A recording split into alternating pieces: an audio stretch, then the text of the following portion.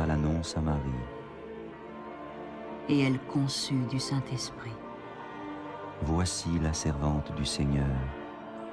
Qu'il me soit fait selon votre parole.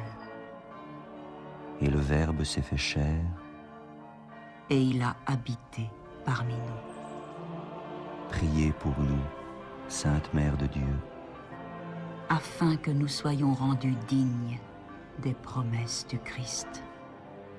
Daigne, Seigneur, répandre ta grâce dans nos âmes, afin qu'ayant connu par le message de l'ange l'incarnation du Christ, ton Fils, nous arrivions par sa passion et par sa croix à la gloire de sa résurrection.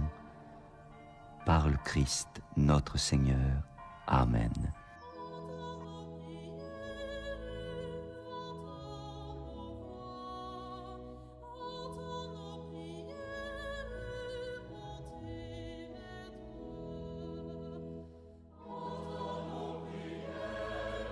Seigneur, dans le silence de ce jour naissant, je viens te demander la paix, la sagesse, la force.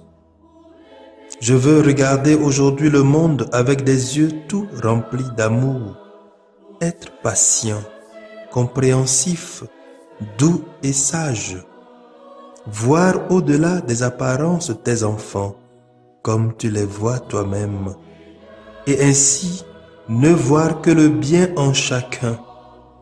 Ferme mes oreilles à toute calomnie. Garde ma langue de toute malveillance. Que seules les pensées qui bénissent demeurent en mon esprit. Que je sois si bienveillant et si joyeux que tous ceux qui m'approchent sentent ta présence. Revêts-moi de ta beauté, Seigneur, pour qu'au long de ce jour, je te révèle. Amen.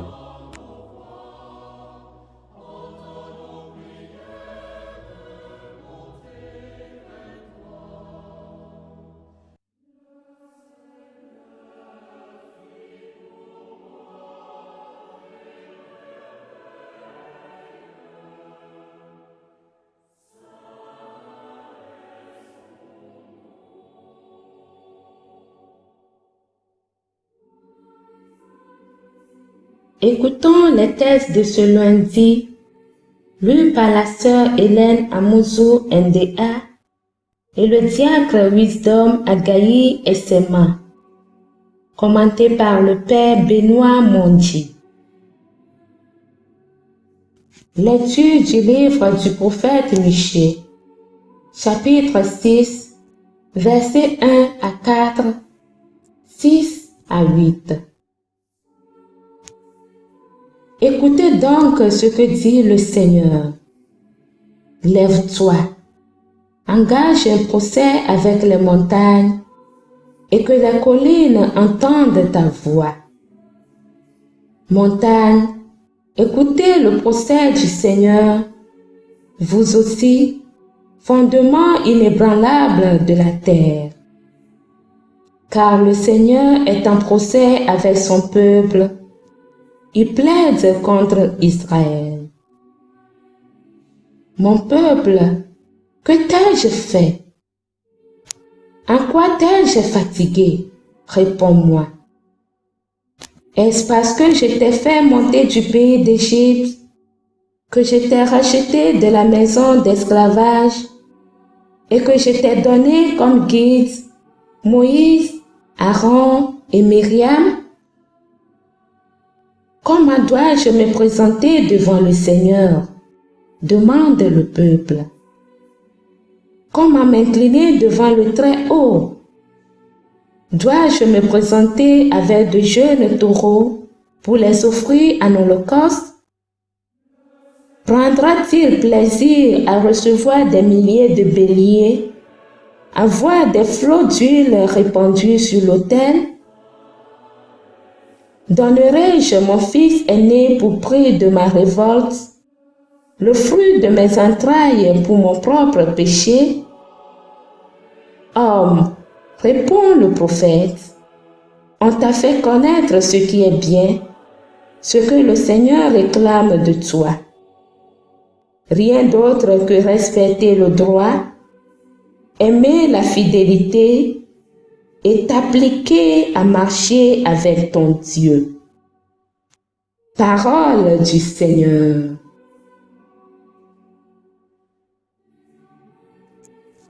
Psaume 49. À celui qui veille sur sa conduite, je ferai voir le salut de Dieu. Assemblez devant moi mes fidèles, eux qui scellent un sacrifice mon alliance. Et les cieux proclament sa justice.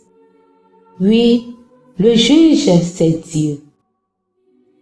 À celui qui veille sur sa conduite, je ferai voir le salut de Dieu.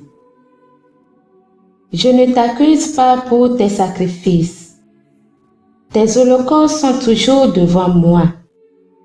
Je ne prendrai pas un seul taureau de ton domaine, pas un bélier de tes enclos. À celui qui veille sur sa conduite, je ferai voir le salut de Dieu. Qu'as-tu à réciter mes lois, à garder mon alliance à la bouche, toi qui n'aimes pas les reproches et rejettes loin de toi mes paroles? À celui qui veille sur sa conduite, je ferai voir le salut de Dieu. Voilà ce que tu fais. Garderai-je le silence? Penses-tu que je suis comme toi? Je mets cela sous tes yeux et je t'accuse. À celui qui veille sur sa conduite, je ferai voir le salut de Dieu.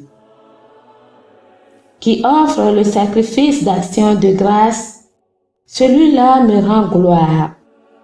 Sur le chemin qu'il aura pris, je lui ferai voir le salut de Dieu. À celui qui veille sur sa conduite, je ferai voir le salut de Dieu.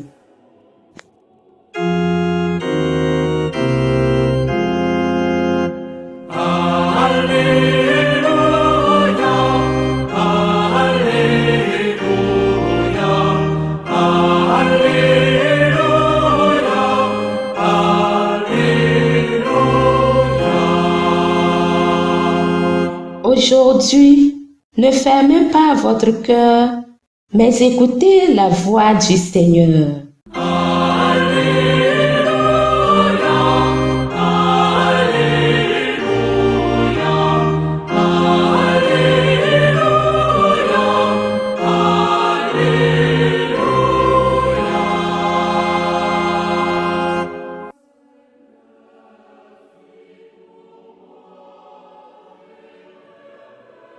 Le Seigneur soit avec vous. Évangile de Jésus-Christ selon saint Matthieu, chapitre 12, versets 38 à 42. En ce temps-là, quelques-uns des scribes et des pharisiens adressèrent la parole à Jésus. « Maître, nous voulons voir un signe venant de toi. » Il leur répondit, « Cette génération mauvaise et adultère réclame un signe, mais en fait de signe, il ne lui sera donné que le signe du prophète Jonas.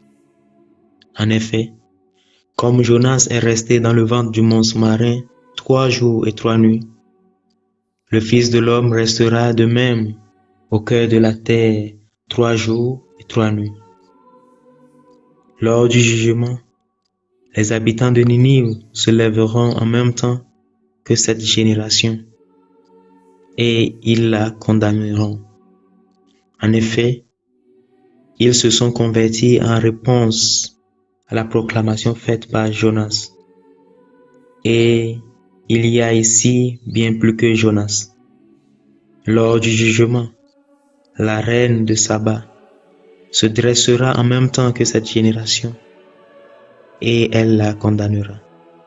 En effet, elle est venue des extrémités de la terre pour écouter la sagesse de Salomon. Et il y a ici bien plus que Salomon. Acclamons la parole de Dieu.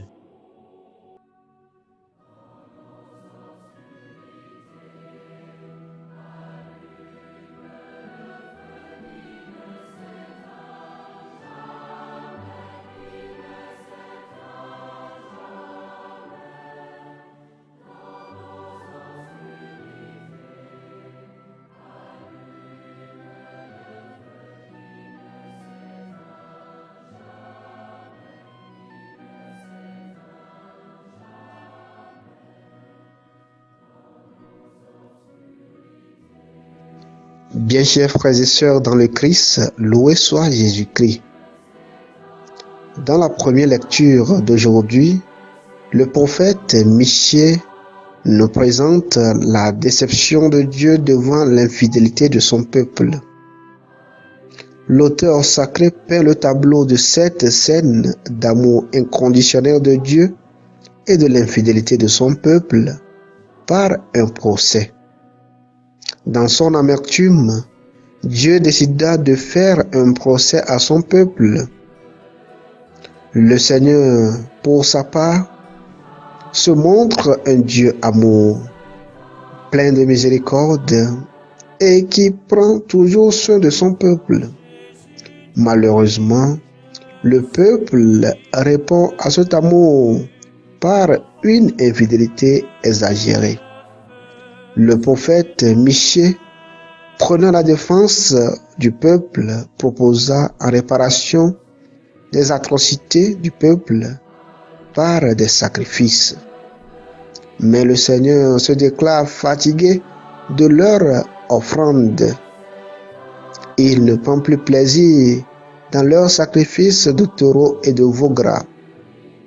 Le sacrifice qui lui plaît, c'est un esprit brisé. L'offrande d'un cœur juste et droit, un cœur compatissant et humble. Ainsi, dans l'évangile du jour, Saint Matthieu nous fait comprendre que Jésus est l'image parfaite de ce don, de ce sacrifice agréable qui plaît à Dieu. Mais ses contemporains n'ont pas su le reconnaître. C'est pourquoi il demande un signe de sa part. Chers frères et sœurs dans le Christ, il y a des fois où nous agissons comme le peuple d'Israël, tournant dos à l'amour du Seigneur en vivant dans le mensonge, le vol, la corruption, l'injustice. Et pourtant, nous sommes les premiers à occuper les premières places dans l'Église pour faire des dons. Parfois même, on le fait par exprès pour se faire voir. Il y a certains même qui ont des places fixes à l'Église. Qu'ils soient présents ou pas, ces places doivent être réservées pour eux. Le Seigneur nous dit aujourd'hui qu'il est fatigué de ces dons qui ne viennent pas de nos cœurs. Un autre mal qui ronge nos communautés est la rancune. J'ai une fois surpris deux dames en train de faire parable dans la cour de l'église.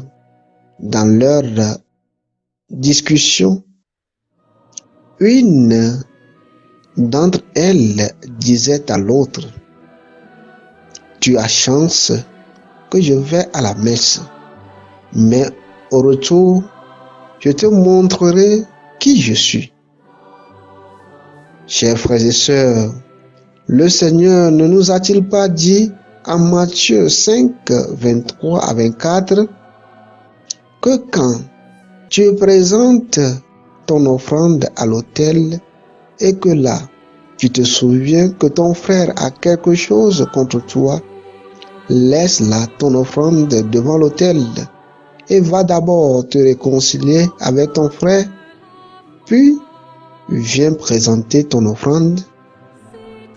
Chers frères et sœurs dans le Christ, ce matin, le Seigneur nous dit qu'il ne prend pas plaisir dans ces comédies de dons.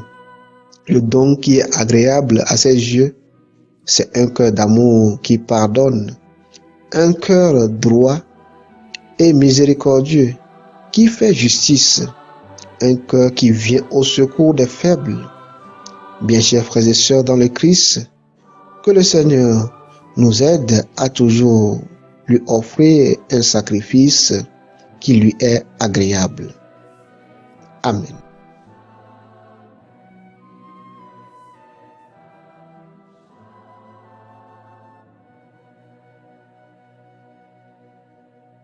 Le Seigneur soit avec vous.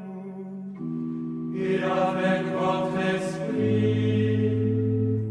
Que Dieu Tout-Puissant vous bénisse, le Père, le Fils et le Saint-Esprit.